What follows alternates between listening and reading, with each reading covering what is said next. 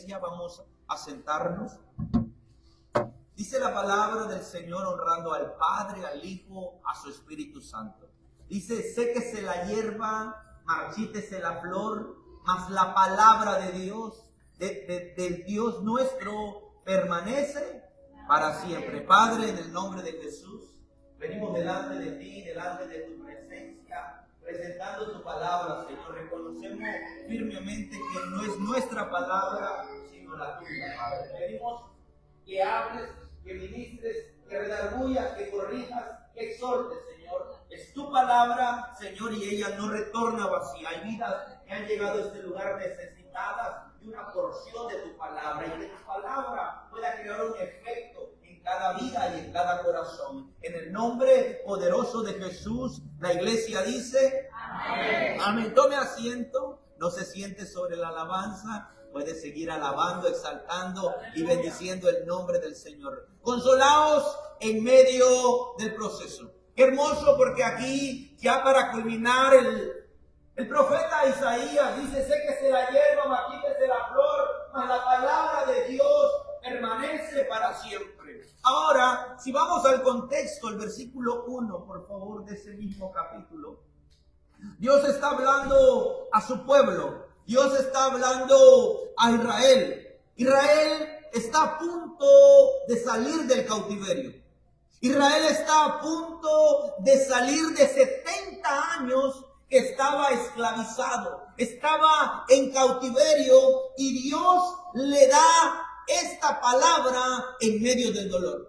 Dios le da esta palabra, mi amado hermano, en medio del quebranto, en medio de lo que estaban pasando, en medio de lo que estaban viviendo. Hermanos, el pueblo de Israel había sido desobediente. El pueblo de Israel, mi amado hermano, había endurecido el corazón. El pueblo de Israel le había dado la espalda a Dios.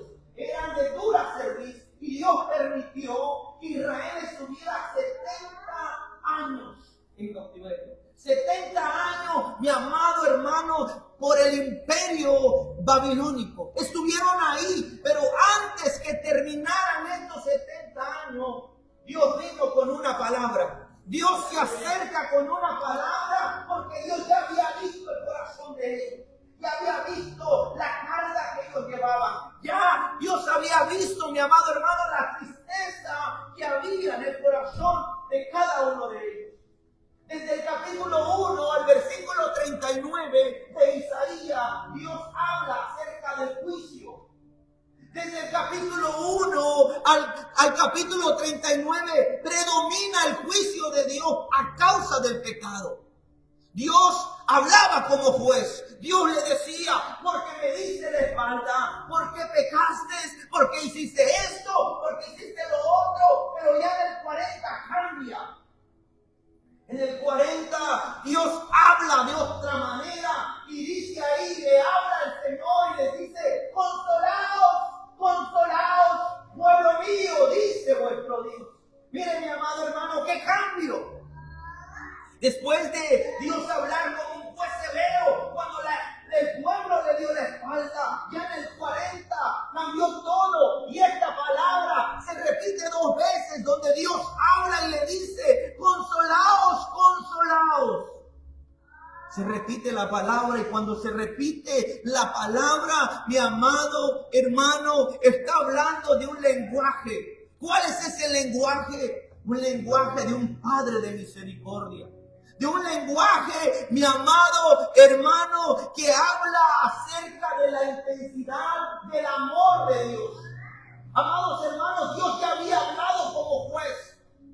Ya les había recalcado su pecado. Ya les había hecho notar su falta. Pero también Dios ya había visto el corazón. Y Dios no da una carga que su pueblo no pueda llevar. Dios ya conocía el dolor. Por eso, cuando ya vio el corazón de este pueblo, viene con una palabra, cambia profundamente el Señor y les dice: consolaos, consolaos, pueblo mío, dice vuestro Dios. Qué hermoso, ¿verdad? Qué hermoso, porque un buen padre siempre va a aplicar disciplina. Un buen padre siempre, cuando uno ha fallado, va a aplicar disciplina hacia sus hijos. Gloria sea el nombre del Señor. Pero también el padre sabe hasta qué momento quitar la disciplina. Sabe hasta qué momento el hijo va a aguantar la disciplina. Y Dios ya había visto el corazón de este pueblo. Sí habían fallado, hermanos. Sí habían fallado. Sí le habían dado la espalda a Dios, hermanos. Sí estaban adorando otras cosas menos a Dios. Pero algo que me llama la atención es que a pesar que este pueblo fue rebelde, a pesar que este pueblo le dio la espalda a Dios, a pesar que este pueblo le falló a Dios, Dios le dice, pueblo mío. ¡Wow! Pueblo mío, nunca dejó de serlo. Aunque falló, aunque pecó, aunque se apartó, aunque estuvo haciendo cosas que no eran agradables delante de la presencia del Señor, Él les dice, pueblo mío. Porque ese es el buen Dios, hermanos. Ese es el buen Padre. Hermanos, todos aquí, creo que la mayoría somos padres.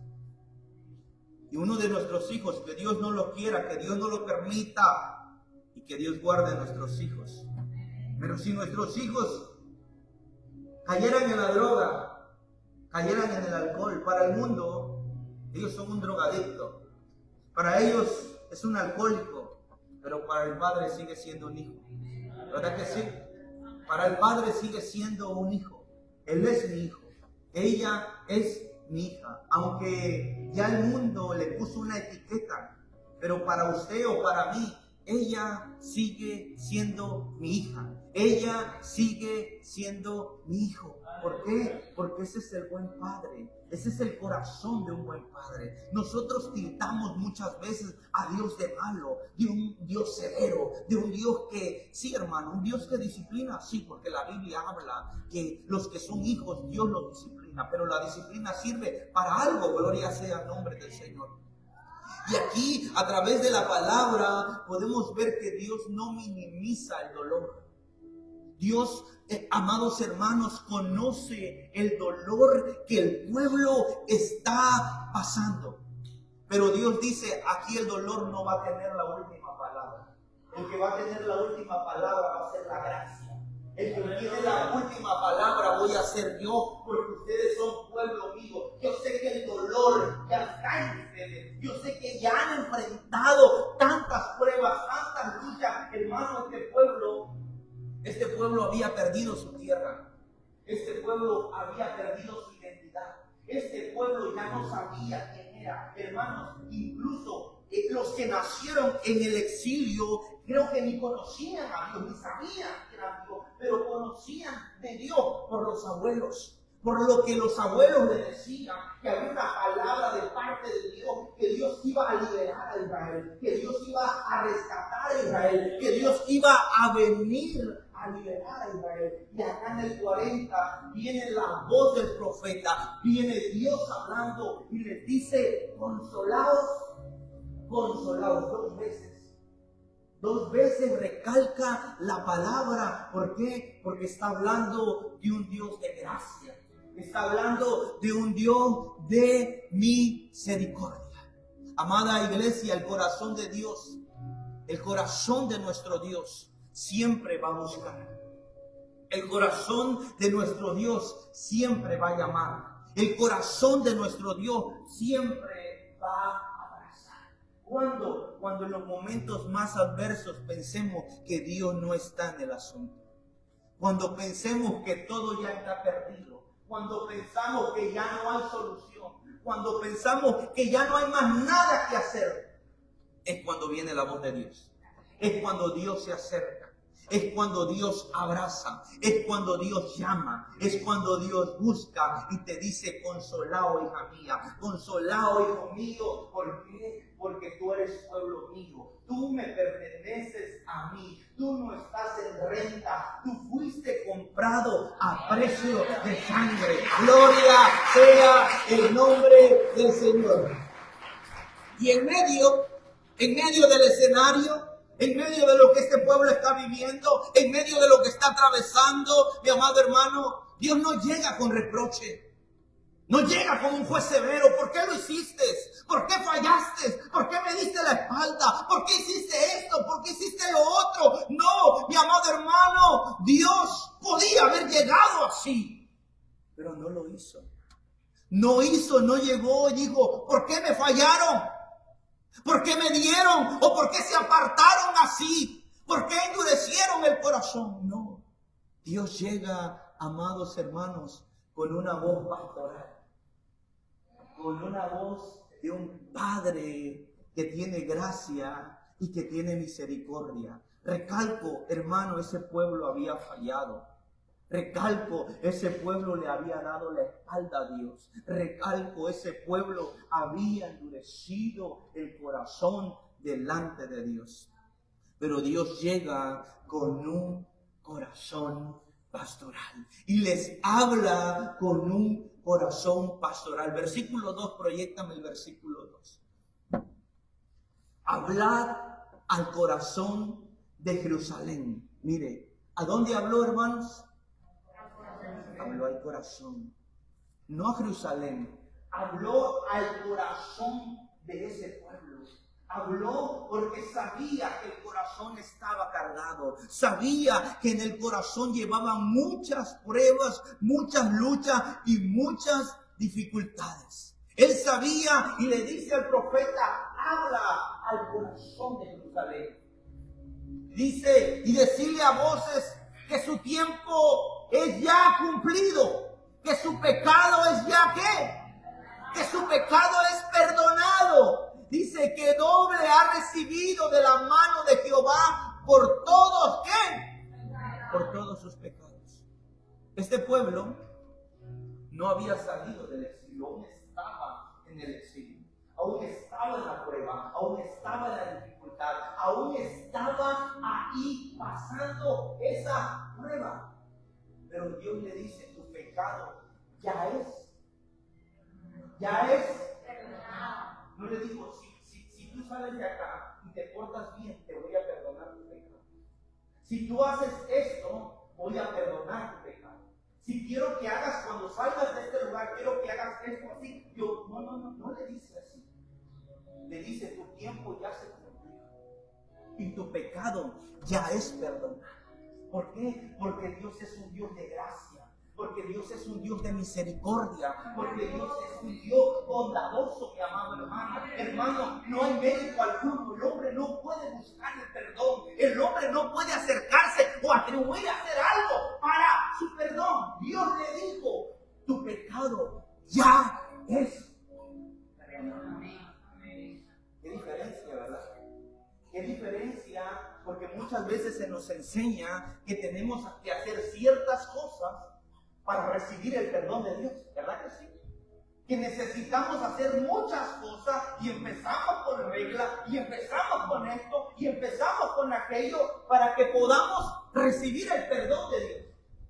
Pero este pueblo no tuvo que hacer absolutamente nada. Simplemente le dijo el Señor, tu tiempo ya se ha cumplido. Y dile a Isaías que el pecado de ellos ya le ha sido perdonado. Esa es la gracia, hermanos. Esa es la gracia del Señor. Cuando la gracia llega, la gracia no inspecciona, este está bien para recibir mi gracia. Este no, este sí, no. Cuando la gracia de Dios llega, Él te conoce tal y como tú estás. Él sabe cómo tú estás. Él sabe qué tan malos y pecadores nosotros éramos. Pero la gracia vino, hermanos.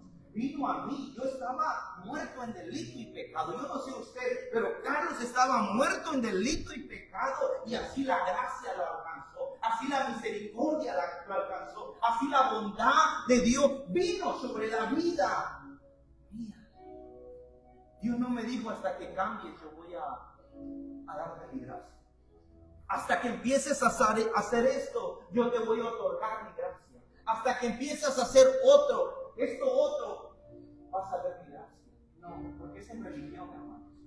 Cuando el hombre empieza a decirle al pueblo, tienen que hacer esto, tienen que hacer esto, y tienen que hacer esto, y tienen que hacer esto, y empiezan, hermano, un montón de reglas para poder acercarse a Dios.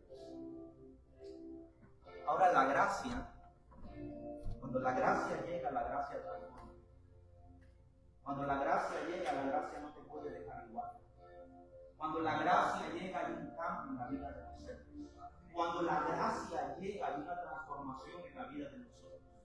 Cuando la gracia llega, la persona, el hombre, la mujer, ya no es el mismo. ¿Por qué? Porque ya hay un cambio, hermano. Hay una metamorfosis. Hay algo que el Espíritu Santo empieza a provocar en la vida de nosotros y empieza a regenerarnos. Si yo hablaba mentira, ya no la hablo. Si yo hacía esto, ya no lo hago. Si yo hacía lo otro, ya no lo hago. Si yo hacía lo otro, tampoco lo hago. ¿Por qué? Porque la gracia me alcanzó y la gracia me transformó. Porque dice la palabra que de modo que si alguno está en Cristo, nueva criatura es, la cosa vieja. ¡Oh! ¿Lo dice alguna? ¿Verdad que no? ¿Lo dice alguna? Dice, todas las cosas viejas pasaron, he aquí todas son hechas. ¿Ven? La gracia alcanza así como estamos, pero la gracia también tiene que crear un cambio en nosotros. Y eso evidencia que nosotros tenemos a Cristo en el corazón. ¿Recuerdas a Saqueo? Era un chaparrito así que vivía en Jericó y se subió a un árbol, a un sicomoro para ver a Jesús. Y Jesús le dijo, baja porque es necesario que yo pose en tu casa. Cuando Jesús entró a la casa, espiritualmente representaba el corazón. Cuando Jesús entró a la casa de Saqueo, Saqueo vino en sí y le dijo al Señor, Señor, si a alguien le he robado, se lo devuelvo cuadruplicado. Cuando Jesús entra hay un cambio. Cuando Jesús entra, mi amado hermano, crea algo en el corazón de nosotros.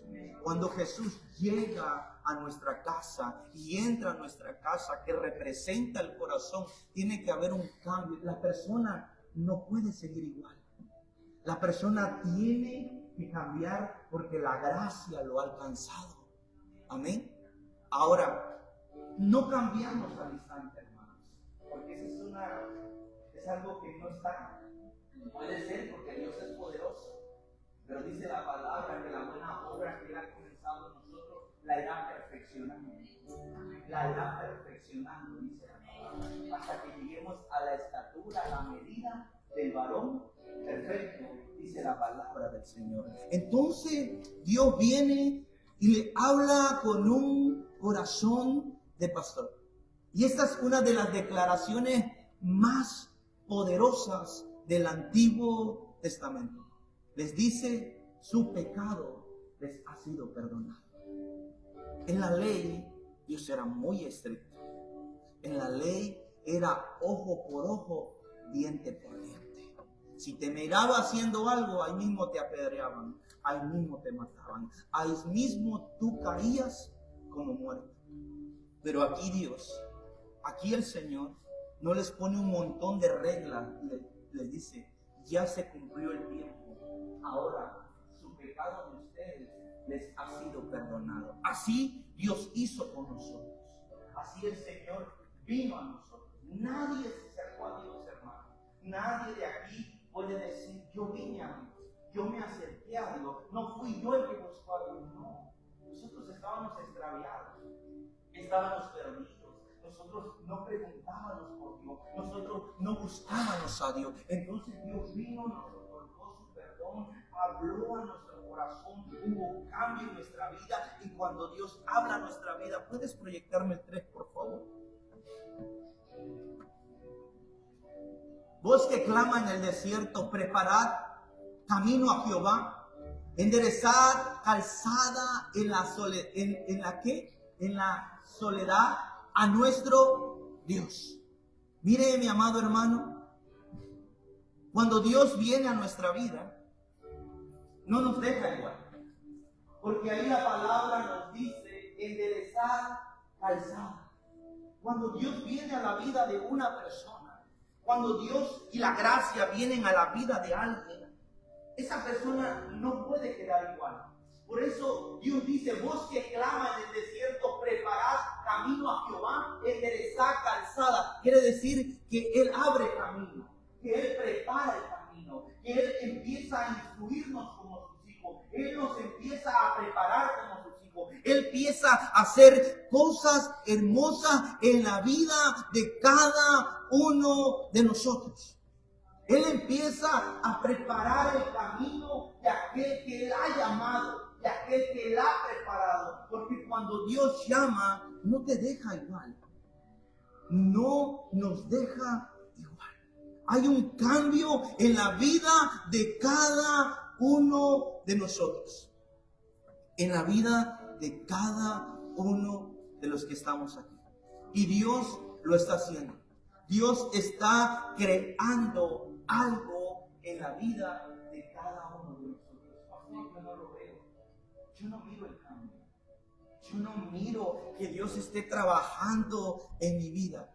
Piensa en una semilla que es enterrada en el invierno, hermanos. Cuando esa semilla usted la siembra, usted dice: yo no creo que esta semilla nazca. Yo no creo, hay mucho calor, hay mucho sol. Pero usted agarra, le echa tierra y ahí la deja. ¿Verdad que sí? Pero cuando viene el verano, sabe que esa semilla crece porque le cae la lluvia, le caen ciertas cosas. Mire, proyéctame Marcos 26, 29. Quiero explicar esto. Marcos 4, 26, perdón. Marcos capítulo 4, versículo 26. Decía además: así es el reino de Dios, como cuando un hombre echa semilla en la tierra. El que sigue, por favor, hasta el 29, vamos a leer. Y dice: y duerme y se levanta de noche y de día, y la semilla brota y crece, sin que él sepa cómo. El sembrador va y siembra la semilla. Él va, se duerme, pero él no sabe cómo esa semilla está evolucionando. Él no sabe, el sembrador solamente la sembró, pero dice la palabra que la semilla brota y crece sin que él sepa cómo. Ahí aquí está. Nosotros muchas veces no vemos. O tú dirás: mi esposo no cambia, mi esposa no cambia, mi hijo no cambia, mi matrimonio está así, o esto está así. Pero, hermano, muchas veces no lo vemos porque eso es como una semilla. Nosotros solamente vemos un montón de tierra y sabemos que la semilla está ahí, pero sabe que muy dentro Dios está orando, muy dentro de esa semilla Dios está trabajando, muy dentro de ahí el Señor va a hacer germinar esa semilla. ¿Por qué? Aunque nosotros no sabemos, ahí lo dice brota y crece sin que Él sepa cómo, pero Dios está trabajando, hermano. Aún en medio del silencio Dios está trabajando. Aún en medio del quebranto Dios está trabajando. Aún en medio del problema Dios está trabajando. Aún en medio de la adversidad Dios está trabajando. Aún en medio de la dificultad Dios está trabajando. Aún en medio de la enfermedad Dios está trabajando. No miras la semilla, pero Dios está trabajando. Gloria sea el nombre del Señor. Lo que parece escondido, la realidad es que Dios está preparando algo, mi amado hermano. Lo que parece escondido, lo que parece invisible, lo que no se ve, pero muy dentro Dios está obrando, Dios está trabajando. ¿Por qué? Porque nosotros no lo vemos y muchas veces dudamos. ¿Será que Dios se va a acordar de mi petición? ¿Será que Dios se va a acordar de lo que yo estoy pasando, de lo que yo estoy atravesando, de lo que yo estoy viviendo? Amada iglesia, Dios está trabajando. Dios lo está haciendo. Dios se va a manifestar. Dios va a venir. Dios va a intervenir. Volvemos otra vez, por favor, a Isaías, por favor, 40, versículos 4 y 5. Dios nos perdona Dios nos consuela, Dios prepara el camino, Dios, aunque no vemos la situación, aunque no vemos esa semilla germinar, Dios está trabajando. Y viene Dios y nos dice, todo valle sea alzado, y bájese todo monte y collado, y lo torcido se enderece, y lo áspero se allane. Todo valle sea alzado. ¿Qué representa esto, hermano? Esto representa al abatido, representa al deprimido, representa al que piensa que ya perdió todo. Dios dice, todo valle sea alzado.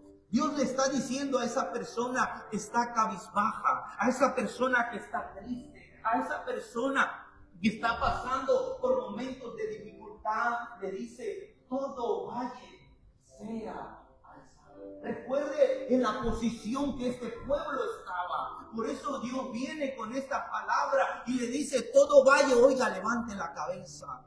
No se entristezca, no piense mal, no desconfíe del Señor. Dios le pone a hablar a este pueblo con amor y le dice, todo valle sea alzado. Y le dice también, bájese todo monte y collado. Todo orgullo tiene que bajarse. Todo obstáculo, todo aquello que representa un obstáculo, Dios dice, bájese todo monte y collado. Y también dice, y lo torcido se enderece. ¿Por qué lo torcido? Porque si nosotros llevamos una vida desordenada por el pecado, por malas decisiones, tenemos que enderezar nuestros caminos. Tenemos que caminar como el Señor lo manda. Y lo áspero dice que se allane. Y lo áspero se allane. ¿Qué es esto? Son las luchas, son las dificultades, son los sufrimientos que nosotros pasamos y atravesamos. Dios empieza a hablarle, a pastorear a su pueblo. Ya no es como un juez severo, sino hablándole como un pastor. Te encontré de esta manera, estabas de esta manera. Yo he venido a consolarte, yo he venido a hablarle, yo he venido a hablarle a tu corazón. Hijo mío, tienes que empezar a hacer caminos rectos. Hijo mío, tienes que dirigirte de esta manera. Tienes que conducirte de esta manera. Más adelante, por favor, puedes proyectarme el 5. Y dice, y se manifestará ¿qué? Se manifestará la gloria de Jehová y toda carne juntamente la verá, porque la boca de Jehová ¿qué? El objetivo de Dios no es solamente sacar al pueblo del cautiverio. El objetivo de Dios no solamente es rescatar al pueblo, sino que el pueblo, mi amado hermano, pueda ver la gloria de Dios. Sino que el pueblo pueda conocer y pueda hacer de la gloria de Dios. Que el pueblo vea que Dios está en el asunto, que Dios está trabajando en medio del problema, que Dios está trabajando en medio de ese dolor. Por eso es que Dios le dice, y se manifestará la gloria de Jehová y toda carne juntamente la verá. Como Dios está diciendo, todo hombre se va a enterar que fui yo el hombre, que fui yo, amado hermano, amada iglesia, que nos sacó de ahí donde nosotros nos encontrábamos. El siguiente, por favor. Dice, voz que decía, da voces. Y yo respondí, ¿qué tengo que decir a voces? Que toda carne es como la hierba y toda su gloria como la flor del campo. El siguiente, por favor. La hierba se seca, la flor se marchita, porque el viento de Jehová sopló en ella. Ciertamente como hierba es su pueblo. ¿Usted ha visto la hierba cuando sale en la mañana? ¿Sí? ¿Cómo se mira? Verde. Y muchas veces hay florecitas, ¿verdad? ¿Y qué pasa cuando usted regresa al mediodía? ¿Cómo está esa hierba? ¿Está bien? Marchitada. Así estaba el corazón de Israel. Quizás por fuera estaba verde, pero por dentro estaba marchito.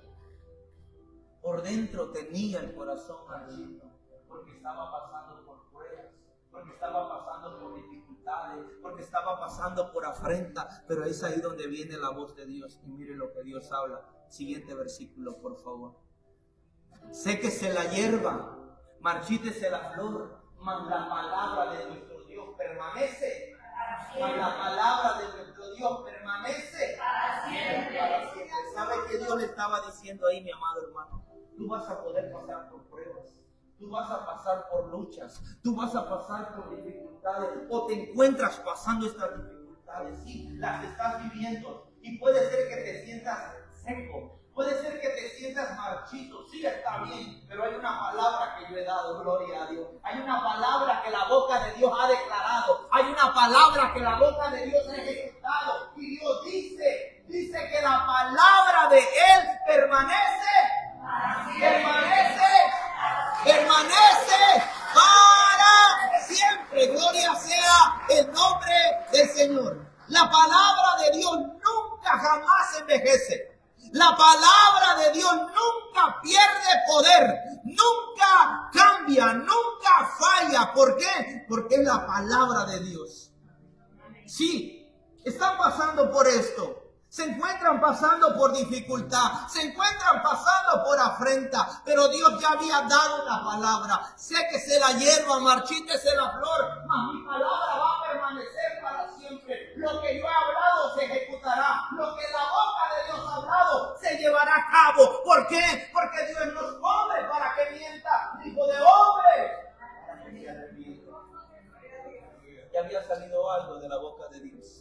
Ya Dios había proclamado algo. Ya Dios había hablado algo. Y dice, mas la palabra de nuestro Dios permanece. El significado de permanecer significa levantarse, ponerse de pie, estar firme, mi amado hermano. Eso es lo que significa permanece. La palabra de Dios no solo existe, sino también se levanta sobre toda circunstancia. La palabra de Dios se levanta sobre toda circunstancia. Cuando tú estás pasando por pruebas, cuando tú estás pasando por dificultad, tú tienes que proclamar la palabra de Dios. Porque muchas veces uno se marchita, muchas veces uno se entristece, muchas veces uno puede ser que la fe empiece a mermar, empiece a decaer. Pero debes de entender que la palabra del Señor siempre va a permanecer. Y dice que permanece para siempre. No tiene límite, no tiene fecha de vencimiento. Si tú estás pasando dolor y proclamas la palabra de Dios, ella va a permanecer si tú crees en la palabra. Si tú estás pasando afrenta y proclamas la palabra de Dios, ella va a permanecer si tú crees en la palabra de Dios. ¿Por qué? Porque Dios lo dijo, mi amado hermano. Y la palabra cobró vida. Hermanos, esto no es un libro viejo. Esto, mi amado hermano, es la voz directamente del Señor. Esto, hermano, hay muchos hombres que se han querido deshacer de esto, pero no han podido. Hay muchas cosas que han acontecido, que han querido borrar este precioso libro, pero no han podido. ¿Por qué? Porque este libro está vivo, hermanos. Este libro está vivo. ¿Lo cree usted? Hebreos 4:12. ¿Puedes proyectarlo, por favor? Hebreos 4:12. Dice la palabra del Señor. Porque la palabra de Dios es ¿qué? Viva y eficaz. La palabra de nuestro Dios es viva y es eficaz. Cuando Dios habla, lo muerto vive. Cuando Dios habla, el pecador se arrepiente. Cuando Dios habla, algo sucede. Cuando Dios habla, algo comienza a suceder, porque es Dios el que está hablando. Es Dios el que está hablando la palabra. Hermano, cuando David vino con Goliat, ¿qué fue lo que mató a Goliat? ¿Qué fue lo que mató a Goliat? Iglesia. La fe. No fue la piedra, no fue la espada. David dijo, tú vienes a mí con espada, lanza y jabalí. Pero él dijo algo poderoso, proclamó la palabra. Mas yo vengo a ti en el nombre de Jehová de los ejércitos, al Dios al cual tú has desafiado. La fe venció al gigante, gloria a Dios. La fe de ese hombre venció al gigante. ¿Por qué? Porque la palabra de Dios es viva. La palabra de Dios es eficaz. Jesús dijo, Lázaro, sal. ¿Y qué pasó? ¿Qué pasó? ¿Por qué? Porque la palabra tiene poder. Porque la palabra que Jesús proclamó tiene poder. Cuando estaban en alta mar los discípulos y se asustaron de una manera, hermano, grande, Jesús cayó la tempestad. Y dice la palabra que hubo grande bonanza. ¿Por qué? Porque Jesús había hablado. Porque Jesús soltó una palabra. Nosotros muchas veces, hermanos, no suceden las cosas porque a veces hay obstáculos en la vida de nosotros. ¿Cómo así, pastor? Sí, le voy a explicar algo. Jesús le dice Marta y María a Jesús, si tú hubieras venido antes, Lázaro no hubiese muerto. Lázaro que estuviera bien. Y le dice Jesús a Marta, ¿dónde le habéis puesto? Le hemos puesto ahí, pero ya lleva ¿cuántos días muerto? 4 días muerto. Ya lleva 4 días muerto y ya huele mal. Ya apesta. Es más, le hemos puesto una piedra ahí porque el olor es insoportable. Jesús da una palabra. Jesús dice una palabra. Proyéctame Juan 11:34, por favor. Escuche la palabra que Dios le da a María. Y dijo, ¿dónde le pusiste? Le dijeron, Señor, ven y ve. El siguiente, por favor. Jesús lloró, el versículo más corto de toda la Biblia. Dijeron entonces los judíos, mirad cómo le amaba. Siguiente, por favor. Y algunos de ellos dijeron, ¿no podía este que abrió los ojos al ciego haber hecho también que Lázaro no muriera? Siguiente, por favor. Jesús, profundamente conmovido, oró otra vez, vino al sepulcro. Era una cueva y tenía una piedra puesta. Tenía una piedra puesta encima. Siguiente, por favor. Dijo Jesús, quitad la piedra. Marta, la hermana del que había muerto, le dijo, Señor, hiede ya porque es de 4. Me voy a detener ahí. Los hombres se decían, si este hace que la gente recobre la vista, si este levanta paralíticos, este podía hacer que Lázaro no muriera. ¿Correcto? ¿Verdad que sí? Eso lo dijeron ellos. ¿Dónde le habéis puesto, María? Le hemos puesto ahí. ¿Jesús tiene poder? Sí. Tiene el poder. Jesús podía remover la piedra diciéndole, piedra, mueve. Sí. Pero ¿sabe a quién mandó? ¿Sabe a quién mandó a remover la piedra? A Marta y a María. ¿Sabe por qué? Porque siempre a veces hay obstáculos en nuestra fe que nos impiden ver la gloria de Dios. Hay obstáculos en nuestra vida que muchas veces no nos permiten ver nuestro milagro, que muchas veces no nos permiten ver, mi amado hermano, la mano de Dios. Dios, Jesús mismo, le tuvo que decir a Marta, Marta, quita la piedra. Marta, remueve la piedra. Ahora, Dios, ¿a quién le estará diciendo en esta mañana?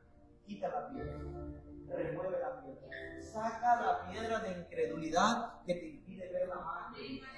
Remueve la piedra que te está impidiendo ver tu milagro. Remueve la piedra que te está impidiendo ver lo que tú quieres que Dios haga en tu vida. Gloria sea el nombre del Señor. ¿Por qué, mi amado hermano?